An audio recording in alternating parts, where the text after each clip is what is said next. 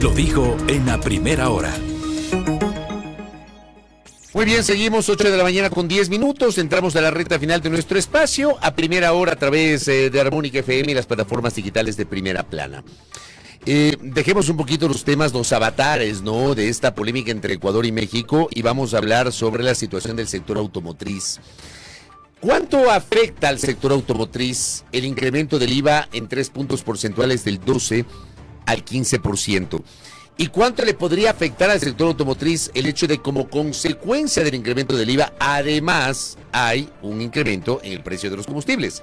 Está con nosotros Esteban Acosta, quien es el vicepresidente de la Asociación Ecuatoriana de la Industria Automotriz, AEADE. ¿Cómo le va, Esteban? Bienvenido, buen día. Fabricio, mucho gusto, buen día. Gracias a usted por la gentileza de acompañarnos. Bueno, se cumple hoy justamente una semana de la medida. ¿Les ha golpeado o no les ha golpeado?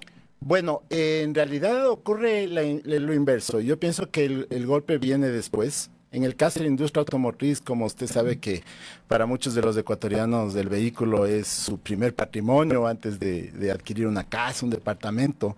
Entonces, tan pronto los clientes supieron que subía 3 puntos del IVA, salieron corriendo a comprar los carros. Y ya el vehículo no es algo que uno compre de la noche a la mañana, y uno viene pensando en cambiar su carro, en comprar su primer vehículo. Y eso hizo que el mes de marzo sea un mes que compensa ya el deterioro que venía teniendo la industria automotriz del Ecuador. Entonces tuvimos una industria, unas ventas de casi 13.500 vehículos, lo cual es muy bueno comparado con el mes de febrero. Subió 50% para que usted se dé la referencia de lo que pasó, pero eso es como un pico, ¿no? Porque fue la gente que seguramente quería comprar entre abril, mayo, junio, con las promociones que se suelen hacer. Entonces estamos viendo que ya como industria igual está caída, vamos un 10% por debajo comparado con 2023. Y avisoramos un descenso de la industria, obviamente, porque cuando suben los precios de los vehículos, no solo suben por el IVA, los vehículos también tienen el efecto del impuesto a la salida de divisas, que vuelve al 5%, y también los fletes que antes se sacaban del ad valorem para el cálculo de pago de aranceles. O sea, estamos hablando de 3 golpes. 3 golpes. El IVA, directos. el ISD y los aranceles. Y los aranceles. El flete en los aranceles. Lo cual hace que nuevamente sigamos nosotros como asociación recordando a la gente que son más de 23 impuestos que tienen los vehículos en el Ecuador. Y entonces otra vez volvimos al techo de impuestos de vehículos. Y obviamente eso va a impactar en el precio. Ahora, ¿esta primera semana se ha sentido o no todavía ese efecto? En esta primera semana ya se sintió un poco el efecto. Ya hubo un bajón. Ya hubo un bajón de clientes porque todos corrieron a comprar. O sea, en marzo fue un buen mes para el sector. Marzo fue un buen mes para el sector comparado con enero y febrero. Para darse una idea, en enero y febrero se vendían 9.000 carros promedio. ¿Y en marzo? 13.500. ¿Qué pensamos que son adicional? Pues clientes que querían comprar entre abril, mayo y junio, no se olvide, viene el Día de la Madre. Claro, pero decidieron adelantarlo por el aumento del IVA. Y tal vez entre enero y febrero no sabíamos todavía lo que iba a pasar. Así es, porque un incremento de 3 puntos del IVA en un carro de $20,000, pongamos la referencia, tiene el impacto de más o menos $600. En un carro de más de 30,000 son más de $1,000. Pero adicional a eso, no se olvide que hay saltos de banda del ICE. Cada $10,000 sube 5% el impuesto a los consumos especiales de los vehículos. Entonces ahí tenemos un cuarto impacto, que es adicional al IVA. Cuando un vehículo salta de la banda de 19,900 a más de 20,000, tiene que pagar 5% más. Entonces, en esos vehículos, el impacto del IVA no es 3%, es más del 8%. Por eso decimos que nuevamente está la industria automotriz a tope en impuestos. Esto podría, digamos, esta situación, y estando la industria automotriz al tope de impuestos con estos 3 casos que usted ha mencionado, fletes, ISD e IVA, ¿cuál es la proyección para el resto del año? Al menos para este mes de abril que usted nos dice, ya la primera semana ya se ha sentido un bajón. Para mayo, para junio, no sé si hay esta previsión de que el mercado luego se acostumbre y después de unos meses vuelva a retomar esa dinámica, ¿o cómo le ven ustedes? Este año no le vemos factible, Fabricio, porque ya venía la industria cayendo 10%. O sea, este año ya le ven perdido. Y nuestra proyección versus el año anterior, que era 132,000, está rondando los 115,000.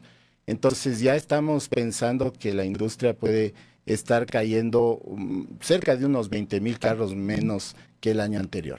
Entonces ya le vemos a este año un año difícil, que ya venía por temas económicos y que pues hoy se adiciona el que todas las marcas tienen que aportar el IVA en los precios de los vehículos y por lo tanto los vehículos cambian. ¿Qué va a hacer la industria? No va a cambiar inmediato los precios, porque no se olvide que también el cliente busca los nuevos años modelo, ¿no? Entonces la industria normalmente por el mes de junio cambia de año modelo. Entonces ya se ofrecerán año modelo 2025, se ofrecen mucho antes. Entonces pensamos que las empresas, y de hecho se está viendo en el mercado, las empresas actualmente están liquidando el año modelo actual para ofrecer el año modelo 2025. Cuando eso ocurra, todo el IVA va a ser ya transferido, igual adicional a los bonos que siempre la industria hace, porque nuestro compromiso es de largo plazo, ¿no? O sea, ahorita vemos un año difícil, pero tenemos que pensar en el largo plazo como país. Usted nos decía que ya venía golpeado el sector. Marzo fue un buen mes en medio de estos avatares, pero abril obviamente y se prevé que esto no se va a recuperar. Vamos más atrás. ¿Por qué venía golpeado el sector? Antes de la decisión de aumentar el IVA, antes de la decisión de aumentar el ISD. ¿Por qué venía golpeado el sector automotriz, Esteban? El sector automotriz siempre es un termómetro de la economía del Ecuador, Fabricio. Entonces, cuando nosotros ya sentimos que el cliente se espera por estos temas de seguridad que salieron, etcétera, la gente guardó un poquito de recaudo y en su decisión de compra. Entonces, eso hizo que la industria empiece a sentir una menor dinámica de ventas, ¿sí? Ese es el primer factor. Ahora, el otro factor también que va concatenado es que siempre el cliente, ya no de ahora, sino desde hace mucho tiempo, está buscando los vehículos más económicos en consumo de combustible. No se olvide que el IVA también hoy está anunciado, incrementa los precios de la gasolina. Eso le iba también a preguntar. Y gracias, porque entonces tal vez me adelante. Ese es otro impacto, y entonces ahí lo que estamos viendo... Aparte del impacto impositivo, tenemos el de la gasolina, que es una derivación del aumento del IVA. Y lo que nosotros vamos a ver es que cada vez más los vehículos de más ahorro de combustible van a ser los más buscados por los clientes. De hecho, como asociación... ¿Qué son los híbridos? ¿Qué son los vehículos híbridos? ¿Pero son los más caros o no? Más bien los vehículos híbridos hoy son los más asequibles. Sí, son los más asequibles primero porque desde hace 15 años, gobierno tras gobierno, se ha ido fomentando este tema de la descarbonización, de la movilidad sostenible, del efecto climático, etcétera. Entonces, gobierno tras gobierno se ha ido incentivando todos los vehículos de nuevas tecnologías, sean híbridos que ya tienen un motor eléctrico o eléctrico 100%. Entonces, esos vehículos, obviamente, no solo en Ecuador, sino a nivel mundial, ya son más buscados. Y eso ha hecho que, por ejemplo, ya la industria de vehículos híbridos en el Ecuador esté cerca al 8% del total de las ventas de vehículos, lo cual guarda relación con un estudio que nosotros como Asociación Automotriz hicimos con GD Power, que es una de las grandes empresas de investigación de Estados Unidos, que nos la trajimos de Ecuador, y nos vuelve a ratificar. Cuando le preguntamos al cliente qué es lo primero que buscas, aparte del diseño del carro, un carro que es el que yo busco, camioneta, automóvil, SUV, la segunda razón de compra es: quiero el vehículo que menos combustible consuma. Y eso hace que los híbridos tengan dos efectos que para nosotros son muy positivos. El primero, para el cliente, porque el cliente dice, tenemos el vehículo, por ejemplo, el Swift.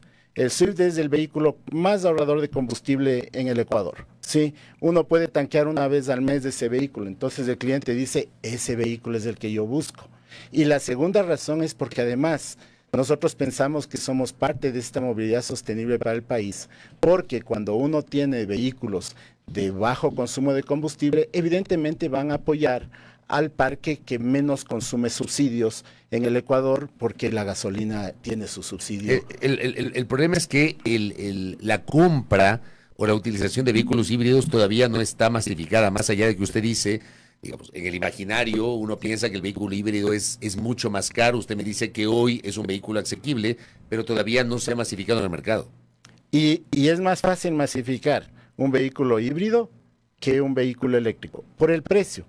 El precio de un vehículo eléctrico y además toda la infraestructura que se necesita desarrollar como país de electrolineras de carga, de autonomía, etcétera, etcétera, hace que eso lleve algunos años. Le voy a dar un ejemplo ya a nivel normativo, si me permite, Fabricio. Un vehículo eléctrico 100% tiene la normativa europea Euro 7. Ecuador está en norma Euro 3 hoy en emisión de gases de efecto invernadero. Los eléctricos están en Euro 7. ¿Sabe dónde están los híbridos? En Euro 5, Euro 6.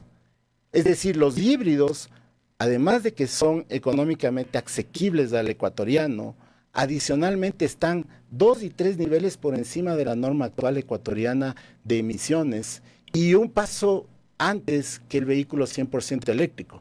Por eso es que nosotros vemos que en estos días y en estas semanas se conversó sobre el tema de vehículos híbridos. Dijimos, bueno, vamos a explicar a los clientes el beneficio que es realmente los híbridos a nivel mundial. Por eso es que cada vez son más apetecidos. Y obviamente en Ecuador, que usted sabe que el precio de la gasolina siempre está en la mente de cualquiera de nosotros, hace que realmente esos vehículos cada vez sean los vehículos que solucionan mucho más rápido los temas de sostenibilidad y los temas de emisiones de efecto invernadero. Mire usted una pregunta que me hace uno de nuestros oyentes, Eddie, me dice que le pregunte, ¿por qué en el Ecuador los vehículos tienen un costo tan alto respecto de otros países? Casi es 3-1, por favor respuesta, dice nuestro oyente. Los vehículos en el Ecuador tienen cerca de 23 impuestos. Ahorita hablamos de 23. 23 impuestos. Ahorita hablamos de 4, ¿no es cierto? Hablamos del impuesto a la salida de divisas, del IVA, del ICE, del flete y todo eso. Y adicional a eso, usted sabe que para nacionalizar tiene otros impuestos y también en la matriculación, ¿no es cierto? La revisión técnica vehicular, la matrícula, etcétera. En total, todo eso son impuestos. Un vehículo tiene 23 impuestos en el Ecuador. Por eso decimos que estamos a tope. Y cuando uno se compara con países vecinos, ahora que incluso se ha hablado de aperturas comerciales, ¿no es cierto? Regresemos a ver a nuestros países vecinos, Chile y Perú, que son los líderes en acuerdos comerciales. Ahí los precios de los vehículos llegan a ser casi un 50%, 40-50% menores al Ecuador. Ahora que se firmó el acuerdo de libre comercio con China, China hoy por hoy representa el 40% de venta de vehículos en el Ecuador, con una interesante novedad también, y es que en el acuerdo de libre comercio con China está los híbridos. Tan pronto entre en vigencia, que entiendo que va a ser en el mes de mayo, porque ya está firmado por los dos países este acuerdo, que era lo que faltaba, las humillas, se desgrava inmediatamente los vehículos de hasta 2,000 centímetros cúbicos a 0 arancel.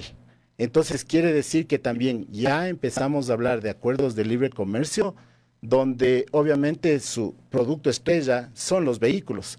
Y van a entrar con 0 arancel los vehículos híbridos nuevamente, adicional a que ya había una ley de hace muchos años. Los chinos ya están en acuerdo de libre comercio. ¿Y qué pasó con los europeos, por ejemplo? Que ya tenemos, me parece, 7 años de vigencia del acuerdo comercial con Europa. ¿Se ha logrado algo parecido o no? Europa tiene un desafío y es los costos de producción y la fortaleza de la moneda. Entonces, si comparamos el euro con el dólar, el euro es mucho más fuerte como moneda. Entonces, a pesar de que, por ejemplo, en los últimos años se bajó 10-15% el arancel, ¿no es cierto?, hasta llegar a 0, por otro lado, la moneda, el euro, se revalorizó más de 10% comparado con el dólar. Como tenemos dólares, obviamente no hubo un efecto en baja de precio, pero es ya por la fuerza que tiene la moneda europea. Ahora, ya que hablamos de acuerdos comerciales, mire usted que estamos en un conflicto en este momento con México. Yo le preguntaba antes de comenzar la entrevista, ¿tenemos alguna relación en el sector automotriz con los mexicanos o no?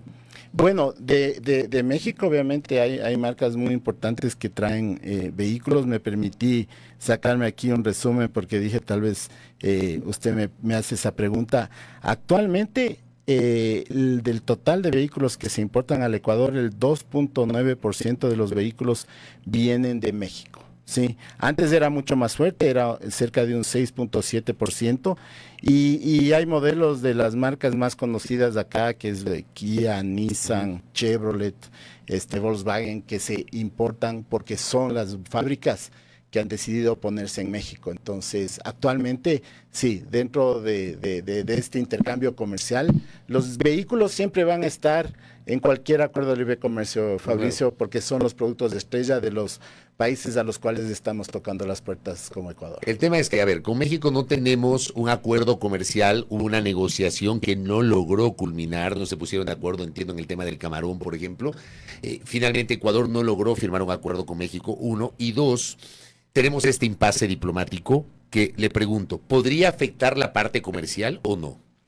A ver, yo soy optimista de que no afecte la parte comercial. Siempre tratamos de, como ecuatorianos, decir que la parte política se resuelve en el ámbito político para que no afecte la parte comercial, que sería lamentable para el Ecuador. Pero más allá de eso, yo sí veo algo importante en esta discusión que ha salido por este que ocurrió en la embajada, y es el respetar los acuerdos que Ecuador firma. Yo pienso que más allá de todo, cuando uno está firmando acuerdos comerciales, también uno tiene que respetar. Hablamos del de China, ¿no es cierto? Se acaba de firmar, pues hay que respetar conforme el gobierno lo discutió y lo aprobó. Sí, tal cual. Por ejemplo, hablando de vehículos híbridos. También tenemos, por ejemplo, cero arancel ya de vehículos traídos desde Colombia. La única diferencia es que los híbridos le generan un beneficio ambiental al Ecuador, ¿sí? En cambio, vehículos traídos de Colombia cero arancel tienen tecnologías antiguas porque no se han podido desarrollar ensamblaje con nuevas tecnologías híbridas o eléctricas, ni se van a poder. Entonces ahí es donde yo sigo pensando que dentro de este entorno, como usted dice, que es el tema del momento, yo sí soy un creyente de que uno tiene que respetar lo que uno firmó. Y los acuerdos de libre comercio son para respetarse también. Dos cosas finales, Esteban, en la interacción con nuestra audiencia. Acá Fabián Íñiguez dice, sí, menos consumo, hablando del híbrido, pero cuando tiene que cambiarse la batería, todo lo que ha ahorrado en gasolina le cuesta la batería. ¿Es cierto eso, que la batería del híbrido cuesta un montón de plata? A ver, eso ha ido mejorando con el tiempo. Pero sí costaba bastante, ¿no? Costaba, exacto, hace unos 10 años costaba una barbaridad, igual que hoy cuesta la de un eléctrico, ¿no? Que ese es otro desafío, porque la batería de un eléctrico es tan grande que esa tiene un costo que merece otra discusión. Pero hoy hay híbridos que tienen costos de la batería. Primero, la batería termina durando entre 12 y 15 años. Y luego, después de 12 y 15 años, el precio de las baterías está hoy oscilando los $800. Entonces, cuando uno ve eso, ya se da cuenta de que esa tecnología masificada fue mucho más acorde incluso a la pregunta, gracias de la persona que nos la hace por este medio. Entonces ya tenemos vehículos que decimos, qué bien, porque entonces son vehículos compactos, vehículos ligeros y vehículos con unas baterías de litio, ¿sí? Que realmente pueden ser cambiadas sin el problema que tenían hace 10 años. No se olvide que las tecnologías automotrices siempre van actualizándose, y hoy la ventaja de cualquier vehículo híbrido en su configuración serie, paralelo, combinado, cualquiera de estas, ya tiene baterías totalmente asequibles. $800 después de 12 años es lo mismo que usted haría por una reparación de algún otro componente. Entonces ya los clientes están tranquilos porque dicen, qué buena noticia, porque entonces ya no tengo ese inconveniente. Antes las baterías costaban costaban como $5,000, yo me acuerdo de un híbrido, por eso le digo. Oiga, y lo último, me dice Johnny Varela, me parece importantísima esta inquietud que plantea. Dice, sería importante preguntar cuál es la postura del sector automotriz frente a las aseguradoras que no aseguran los autos que tienen un alto índice de robos. La semana pasada me parece que en Ecuavisa sacaron un reportaje en ese sentido, de que algunas aseguradoras no están asegurando determinados vehículos de determinadas marcas que son los más susceptibles a robos. ¿Tienen ustedes una postura sobre eso?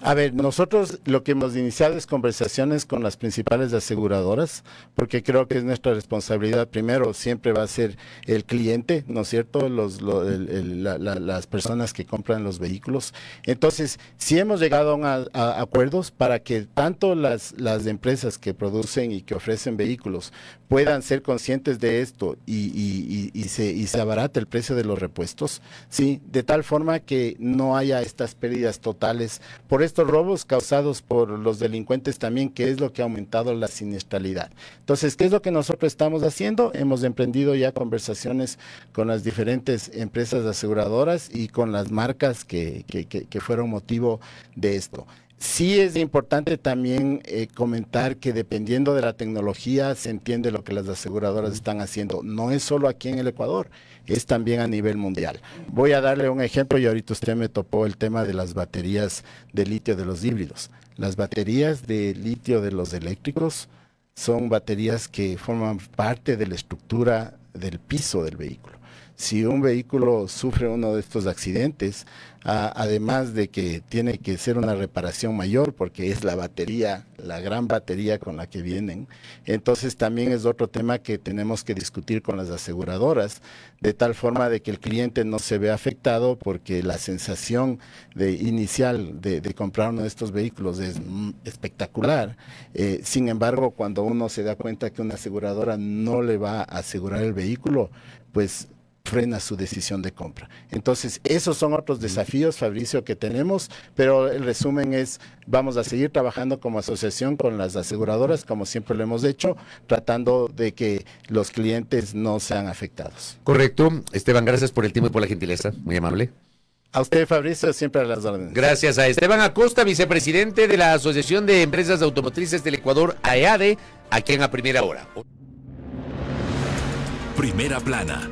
Todas las noticias, todas las voces.